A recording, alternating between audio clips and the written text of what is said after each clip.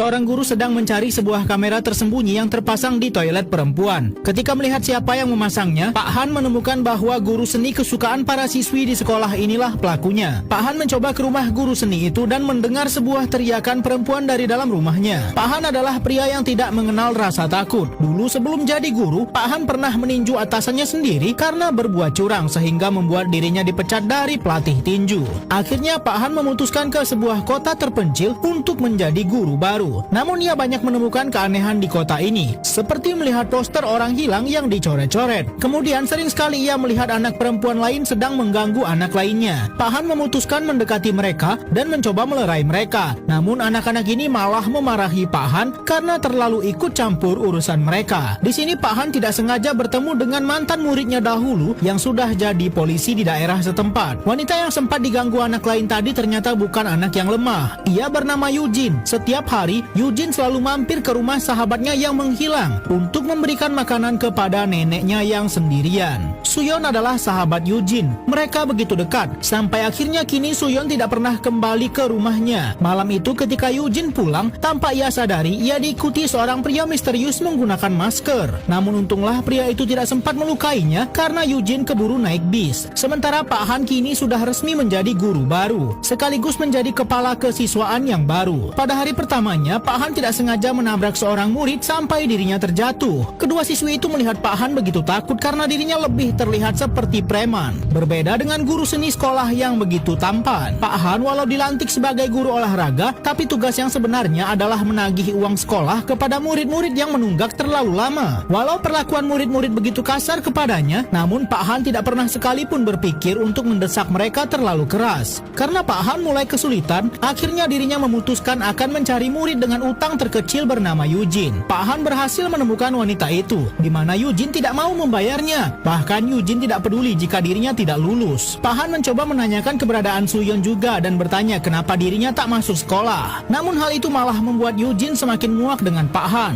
Eugene yang mencoba menempel poster Suyon di sekolah dimarahi gurunya karena tidak boleh menempel benda semacam itu tanpa seizinnya. Guru yakin Suyon hanya kabur dari rumah saja dan Pak Han melihat hal tersebut. Saat itu ketika Pak Han akan ke toilet, ia kaget mendapati seorang pria keluar dari toilet wanita. Bahkan Pak Han harus mengecek dulu. Ketika Pak Han sedang buang air, ia melihat Eugene yang kabur melewati pagar belakang. Pak Han memutuskan mengikuti anak itu. Dan ternyata Eugene sendiri sedang mencoba mencari temannya Suyon kepada orang-orang sekitar. Pak Han sendiri tidak sengaja bertemu calon gubernur yang baru saja sedang berorasi di wilayah tersebut. Pejabat itu sebelumnya ia temui di sekolah tempat dirinya mengajar sedang melakukan kunjungan. Eugene sendiri berbekal bukti yang ditinggalkan Suyon